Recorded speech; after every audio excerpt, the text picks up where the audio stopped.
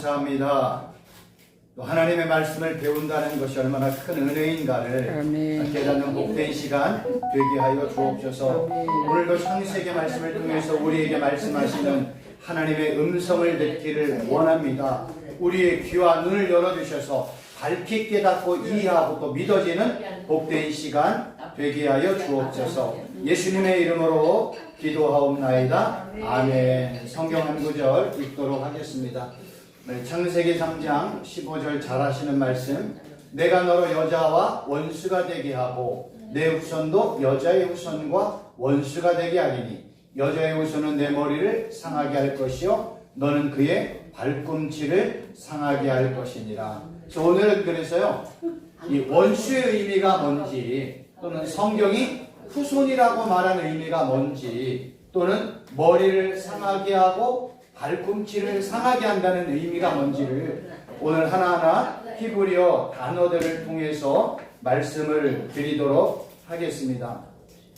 먼저 성경이 내가 너로, 그러니까 뱀에게, 악한 사단에게 여자와 원수가 되게 한다. 그러니까 성경이 말하는 원수의 의미를 우리는 단순히 그냥 사람과의 관계 속에서의 원수라는 관계로 설명하면 그냥 50%뿐이 알지 못하는 거예요. 그러니까 성경은 그보다 더 깊은 의미로 원수를 설명을 하는데, 먼저 원수라는 단어를 히브리어로 보면 우리는 그냥 원수라는 한글 성경을 쓰잖아, 한글 의미로. 근데 히브리어는요, 증오, 적의, 적대감이라는 단어로 쓴다는 거예요. 그러니까 우리는 여자와 원수가 되게 한 것, 여자의 적대감, 여자의 증오의 대상이라는 의미라는 거죠.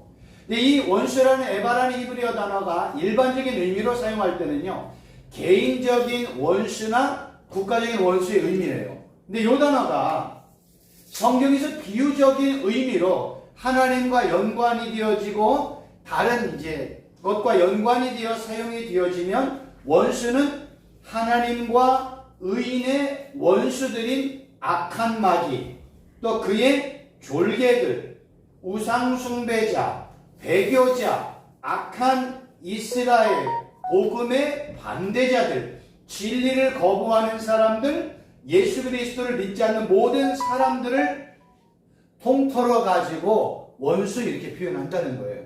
우리가 성경에서 나오는 이 비유적인 의미를 알아야 돼요. 그냥 단순히 사전적이고 문자적인 의미로 원수면 개인 간의 원수, 개인 간의 증오, 극과 간의 증오. 지금 우리가 잘 알고 있는 것처럼 러시아와 우크라이나의 관계가 적대적인 관계잖아요. 그 정도로 의미로 성경을 보면 너무나 지역적이라는 거예요. 그러니까 성경의 의미는 항상 이 단어가 사람과의 관계 속에서 1차적인 의미, 2차적인 의미는 하나님과 예수님과의 관계, 또는 하나님의 백성들과의 관계 속에서 의미를 찾아내야 진짜 성경이 말하고자 하는 의미를 알 수 있습니다.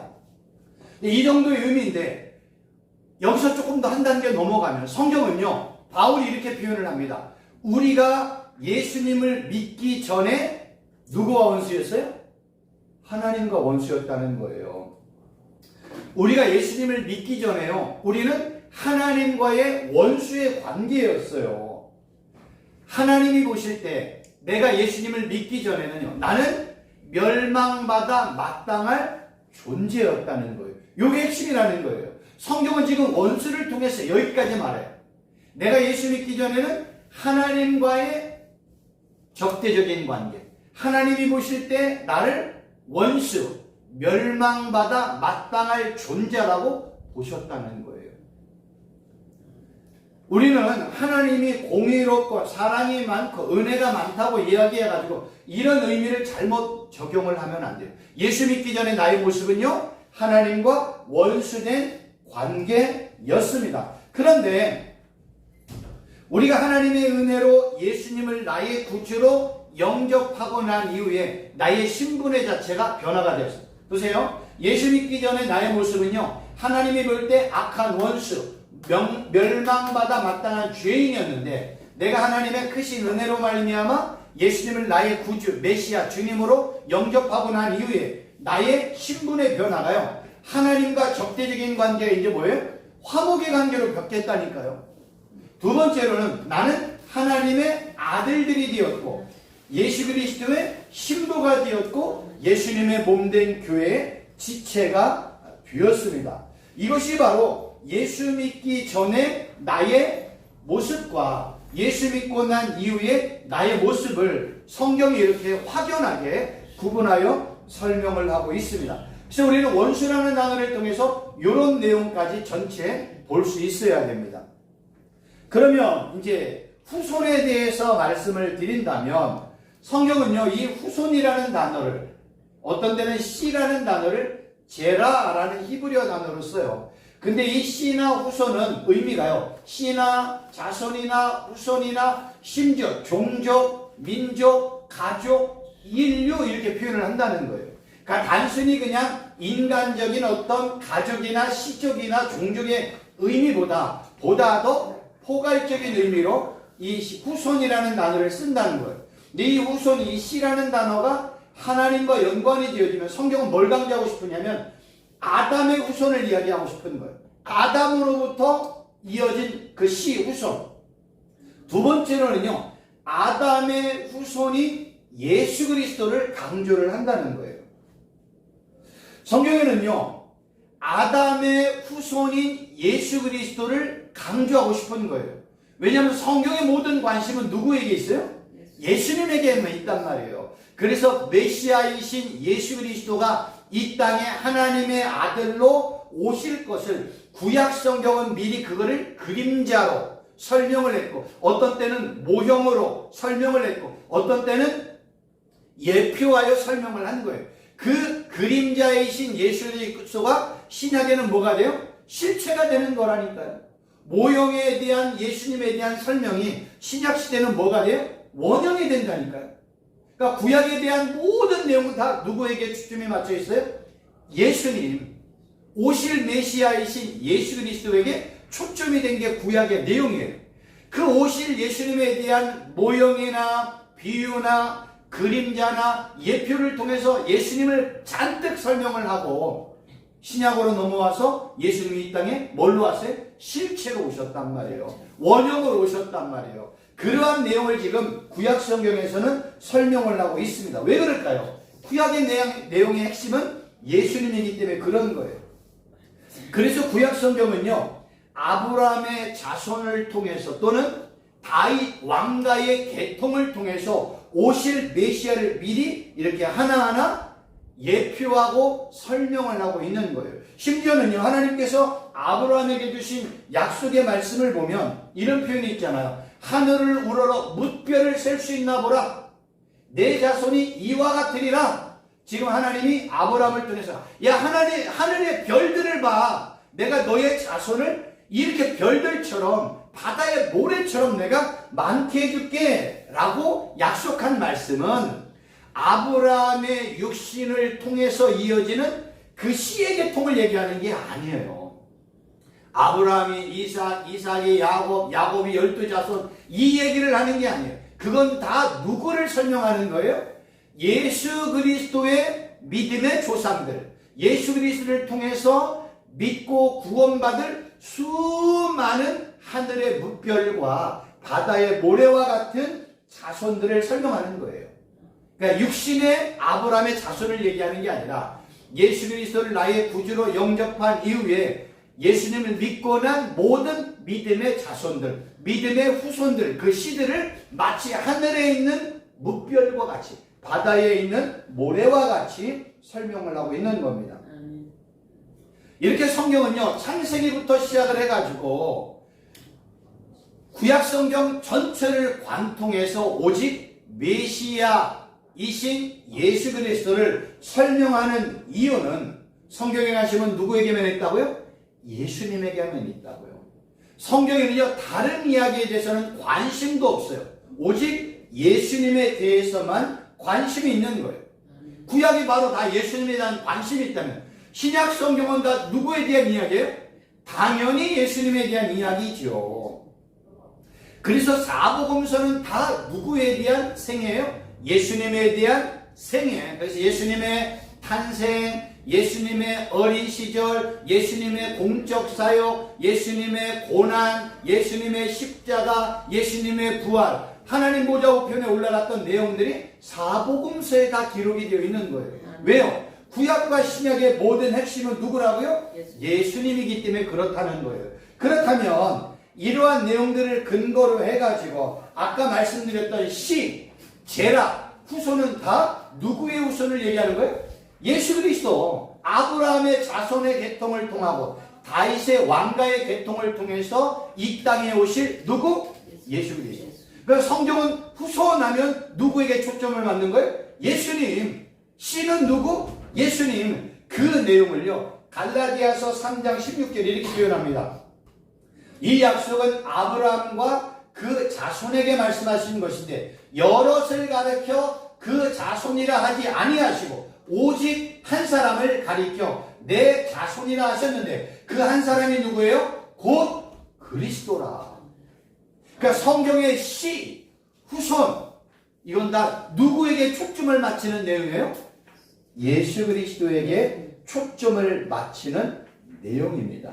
그러니까 성경은 바로 이 얘기만 우리에게 하고 싶은 거예요. 그래서 메시아이신 예수 그리스도를 나의 구주로 영접한 이후에 우리는 다 하나님의 뭐가 되는 거예요? 하나님의 아들들이 된다니까요.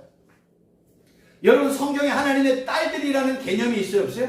없다니까요. 예수님을 나의 구주로 영접하는 순간 그 모든 남녀, 노소, 어린아이 불문하고 다 뭐가 되는 형국이에요? 하나님의 아들들이 된다니까요. 그래서 예수님을 뭘로 표현해? 하나님의 맏아들. 우리는 예수님을 그 맏아들이신 예수님을 믿는 우리 모든 하나님의 백성들은 뭐라고 그래? 그냥 하나님의 아들들이라고 표현하니까요. 여자인데 왜 딸들이 없어요?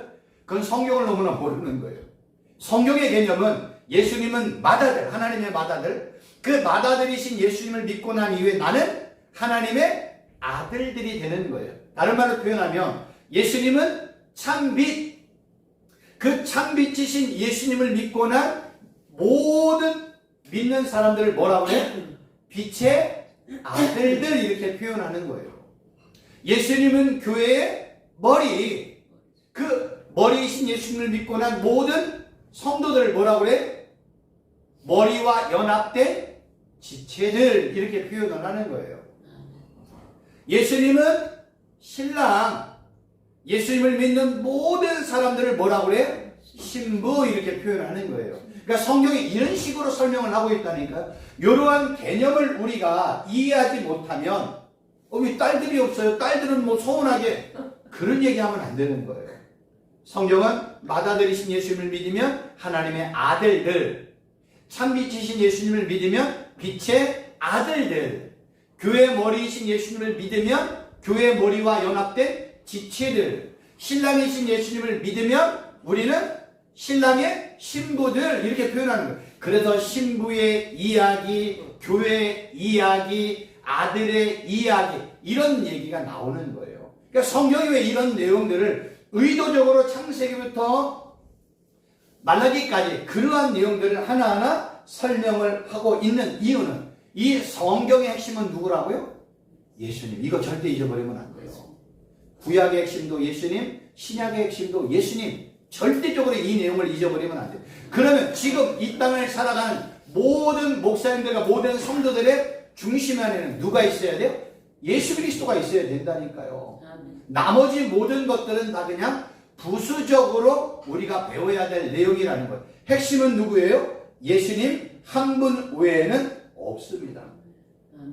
그래서 이러한 내용들을 통해서 성경을 성경은 다 예수님에 대한 이야기구나. 예수님도 그러잖아요. 야, 구약에 있는 모세오경, 창세기, 출애굽기, 레위기, 민수기, 신명기, 창출, 레위신과 시편과 구약의 모든 선지서, 이사야, 예레미야, 에스겔, 다니엘, 호요라고 엠미나, 그 12 소선지서, 그런 모든 선지자들의 핵심 주제는 누구라고요?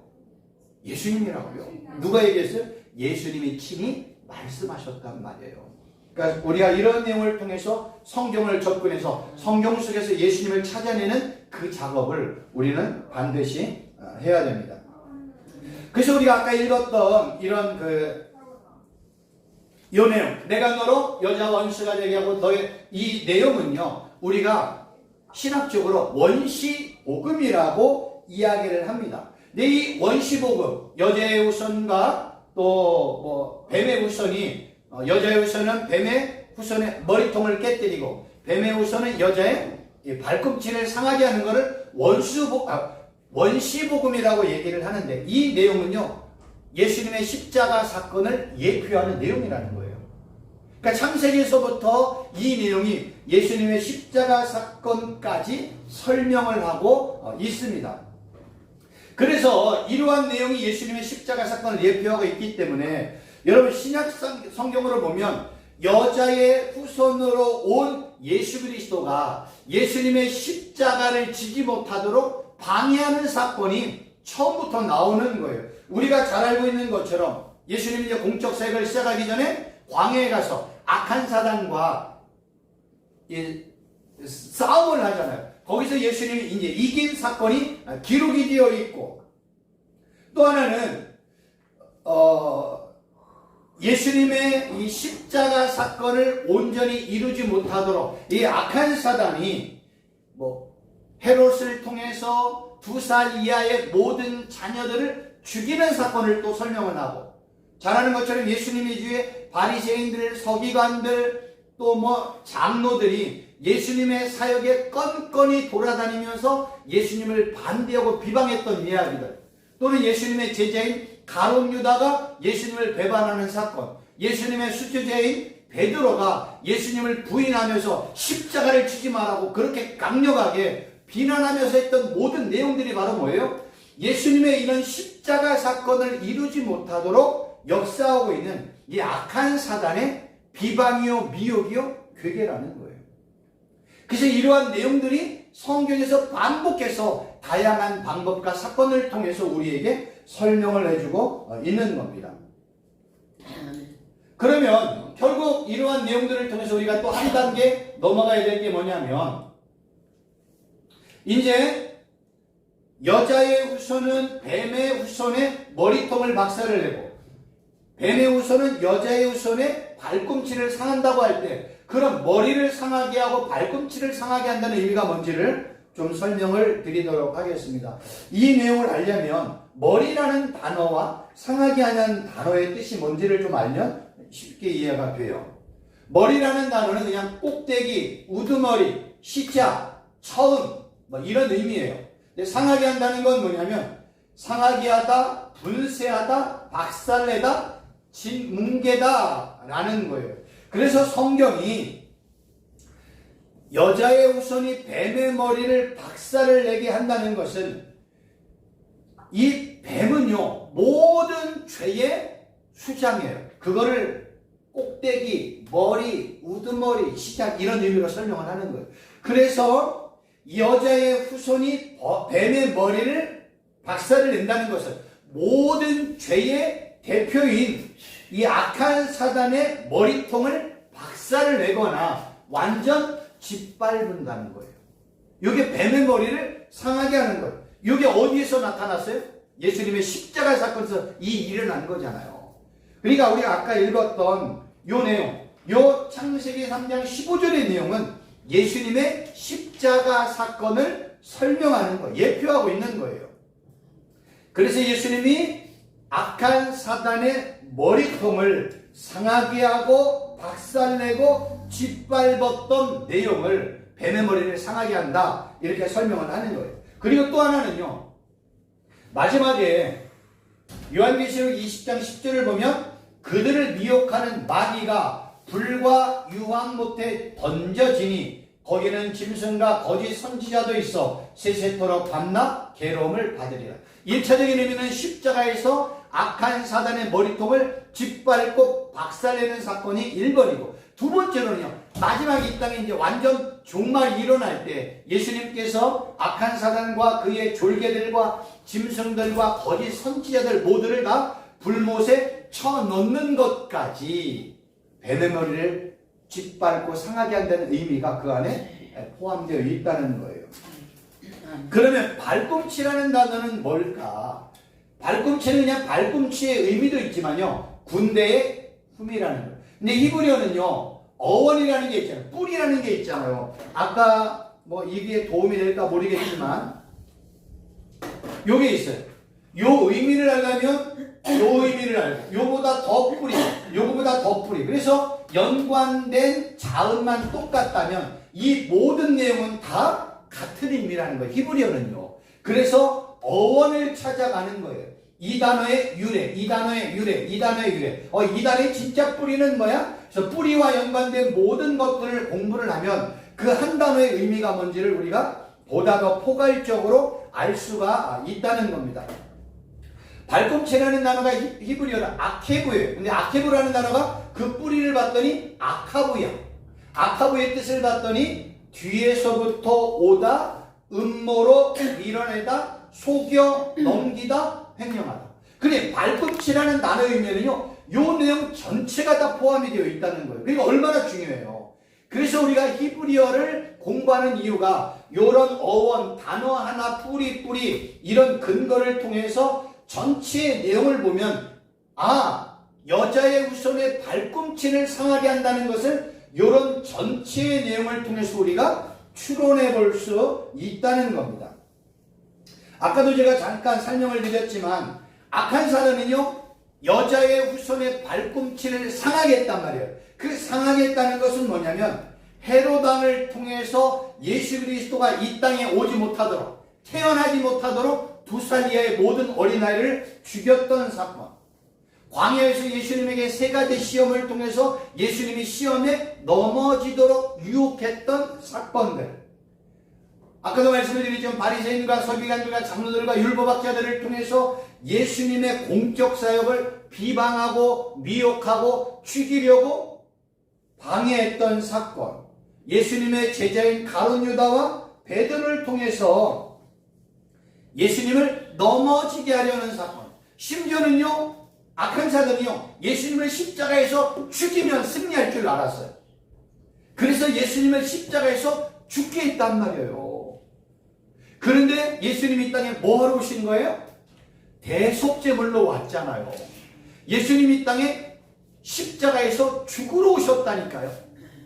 그래서 악한 사단은 예수님을 십자가에서 죽이면 자기가 승리할 수 있고 예수님의 사역을 완벽하게 파멸시킬 줄 알았는데, 하나님께서는 예수님의 십자가, 예수님의 죽음을 통해서 부활하게 하셨고 십자가로 승리하게 하셨단 말이에요.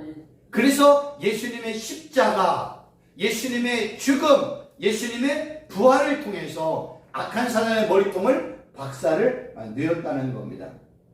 이것이 이제 여자의 후손의 발꿈치를 상하게 한다는 첫 번째 이유고요. 두 번째 이유는요, 악한 사단은요, 예수님도 넘어지게 했다면, 다른 말로 표현해서 하나님의 맏아들도 넘어지게 했다면, 누구도 넘어지게 해야 돼요? 하나님의 아들들도 넘어지게 해야 되잖아요. 그 하나님의 아들들은 누구예요?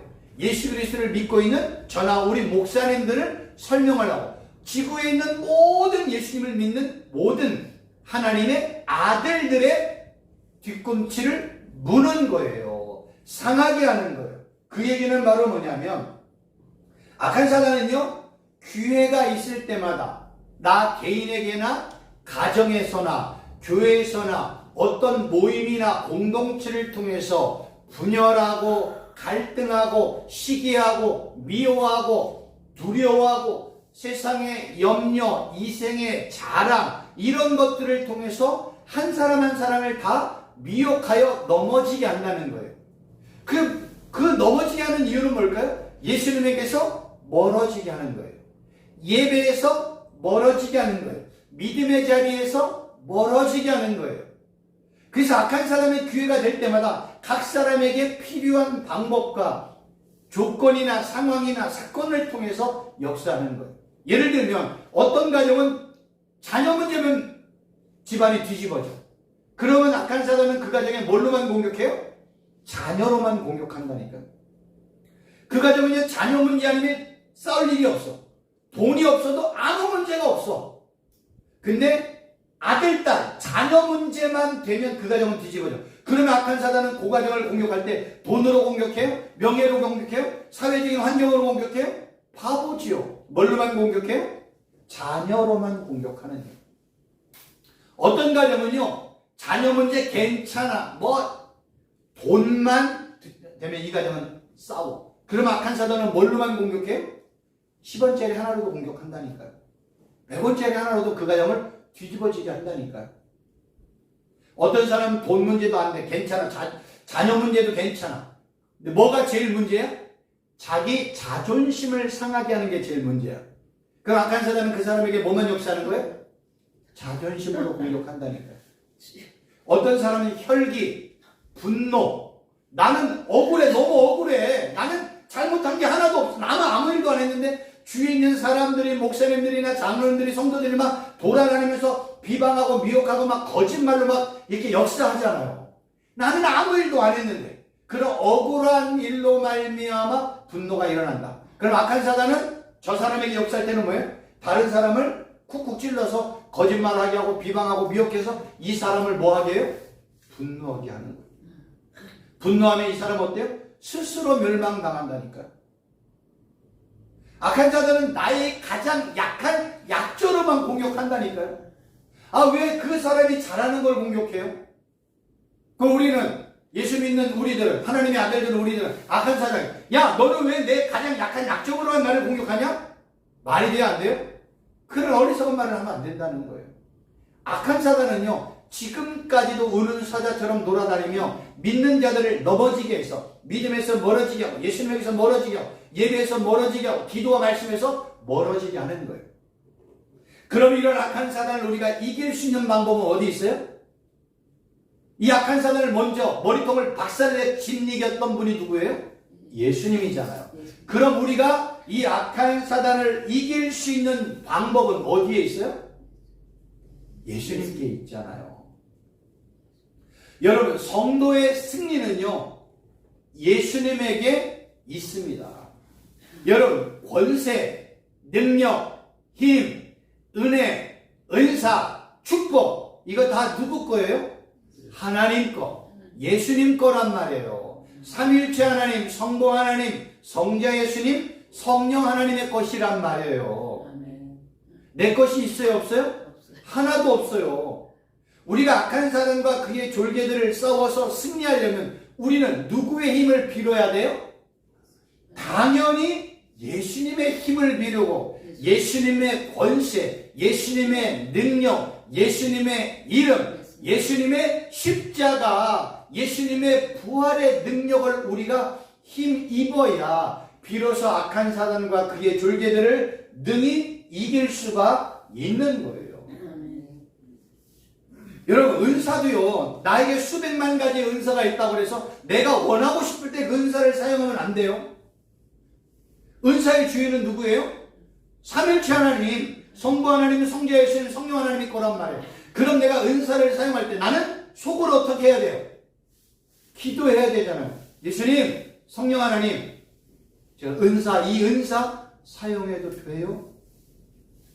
물어봐야 돼요? 안 물어봐야 돼요? 반드시 물어봐야 된다니까요. 예수님, 저 은사 지금 이 시간에 제가 사용해도 돼요? 그리고 또 하나는, 비록 나에게 은사가 있다 할지라도 그 은사는 어제 은사가 나타났다고 해서 오늘 동일하게 은사가 나타나요? 안 나타나요? 안 나타난다니까요. 어제의 은사는 어제의 은사로 끝났다니까요. 오늘의 은사는 오늘의 은혜가 필요하다니까.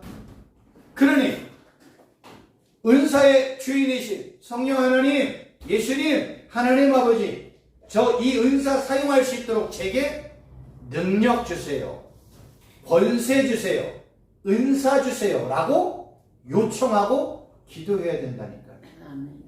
여러분, 우리가 권세와 능력과 축복은 하나님으로부터 우리가 받지만, 우리가 잘못하면 은사에 대해서는요, 하나님이 내게 은사 주셨으니 내가 뭐 내 마음대로 내 뜻대로 내가 원하는 때 하면 망한다니까요. 악한 사단은 그렇게 역사하게 하는 거예요.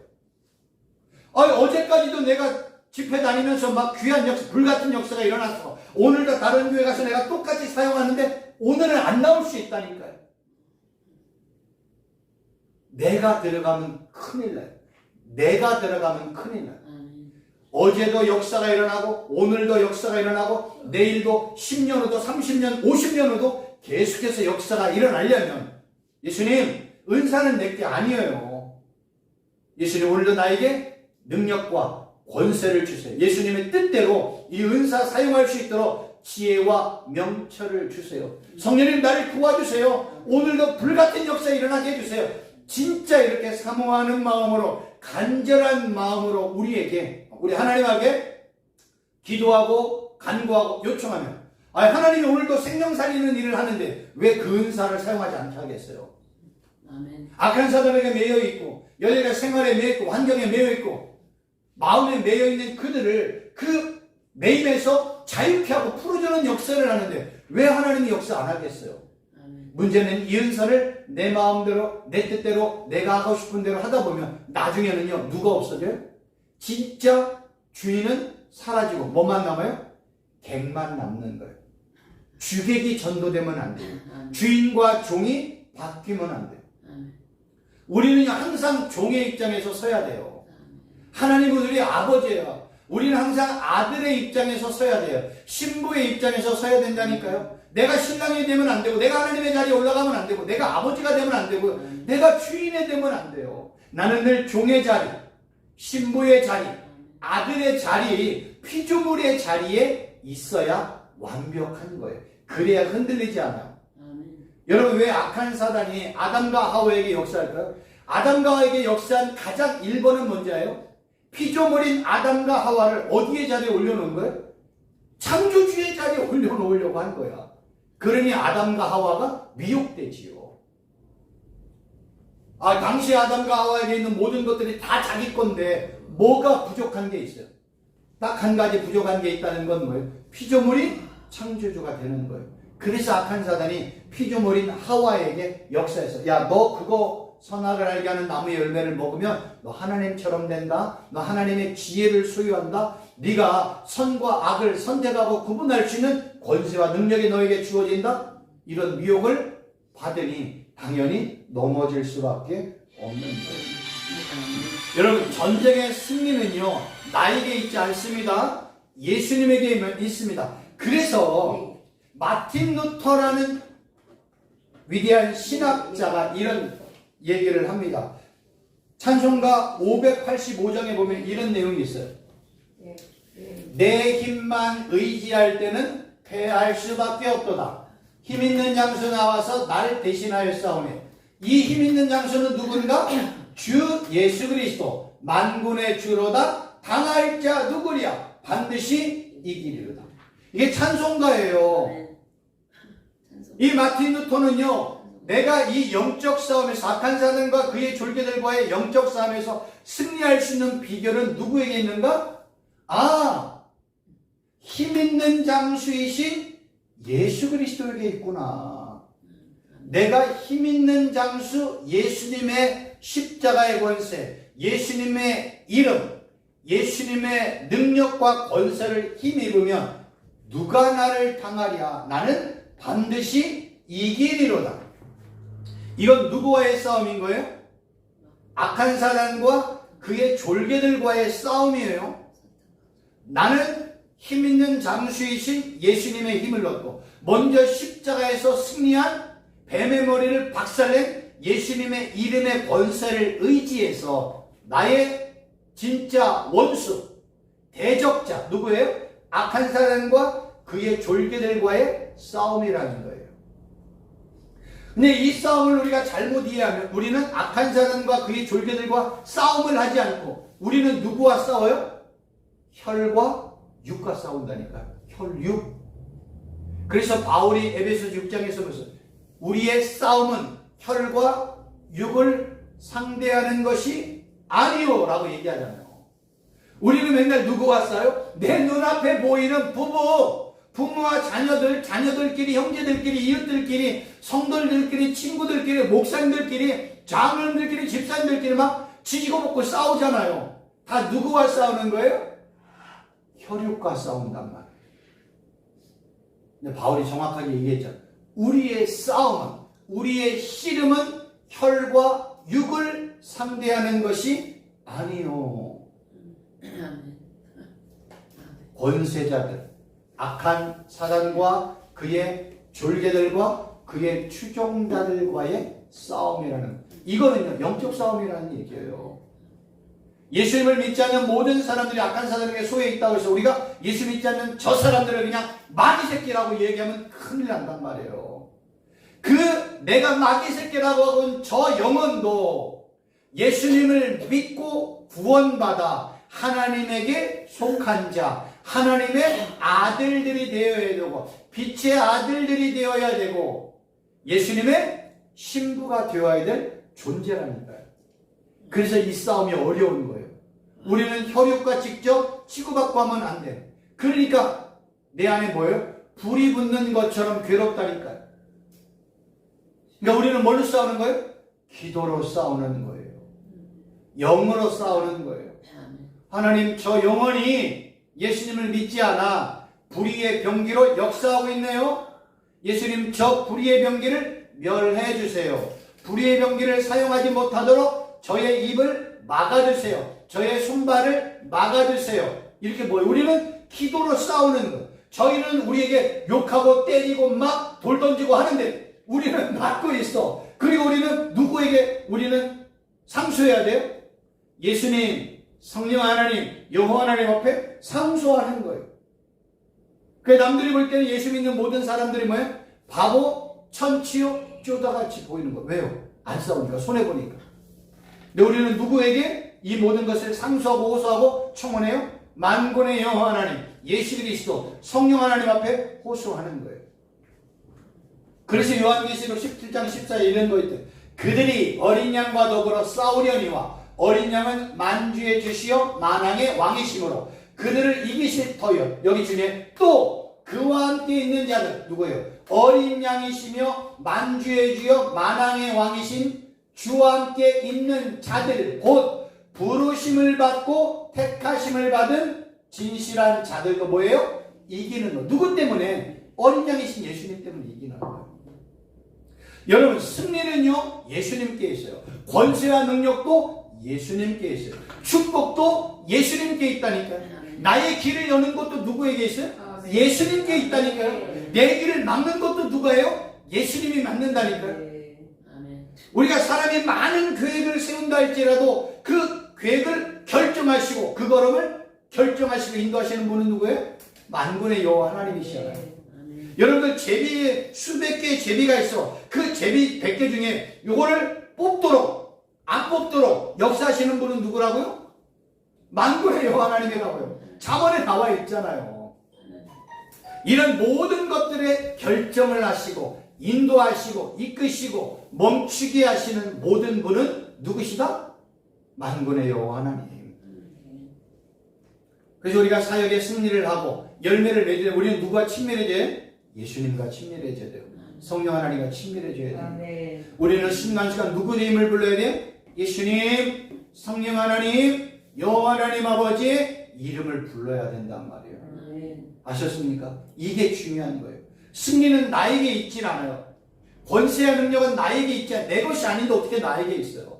축복도 내 것이 아니란 말이에요. 우리는 다 하나님의 축복, 하나님의 권세와 능력, 하나님의 은사를 우리는 예수님의 이름을 통해서 선포하는 거예요. 그래서 우리 예수님의 이름이 중요한 거예요. 우리가 이 땅에서 악한 사람과 그의 절개들과 추동들과의 싸움에서 승리할 수 있는 비결은 누구에게 있다? 예수님에게 있어요. 그러면 모든 것이 예수님에게 집중되어 있다면 구약의 모든 얘기는 다 누구 얘기만 해야 돼요? 당연히 예수님만 얘기해야 되죠. 신약의 모든 얘기는 다 누구 얘기로 귀결이 돼야 돼요? 당연히 예수님에 대한 얘기지요. 그 요한계시록의 마지막 결산, 결론도 누구로 끝내야 돼요? 예수님으로 끝내야 되는 거예요. 뭐 필요하세요? 585장. 저한테 물어보신 게 빠르죠. 찬송가 585장. 모든 것이 다 누구에게 있어요? 예수님께 있는 거예요. 그래서 성경이 누구에 대한 이야기라고요? 예수님에 대한 이야기라고요. 성경은요 다른 사람의 이야기는 관심도 없어. 하나님이 볼 때는 1000년이나 100만 년이나 억만 년이 하나님이 볼 때는 뭐와 같아요? 찰나, 순간, 경박도 같은 분에게 이 땅에 사람이 무슨 의미가 있겠어요? 누구에게 가장 가치가 있어요? 예수님. 그리고 예수님을 믿는 모든 사람들, 다른 말로 표현해 예수님과 연합된 자들, 예수님에게 속한 자들. 하나님은 거기에만 관심이 있는 거예요. 왜요? 그들을 다 데리고 어디로 가야 돼요? 영원한 새하늘과 새 땅으로 가야 되니까. 그러니까 여러분들 이걸 우리가 조심해야 돼요. 이 땅의 삶은 필요해요. 그런데 이 땅의 삶이 필요하다고 해서 그게 주요한 건 아니에요. 중심은 아니에요. 중심은 어디 있어요? 영원한 새하늘과 새 땅. 내가 중요한 게 아니라 누가 중요해요? 예수님, 성령님, 하나님이 중요한 거예요.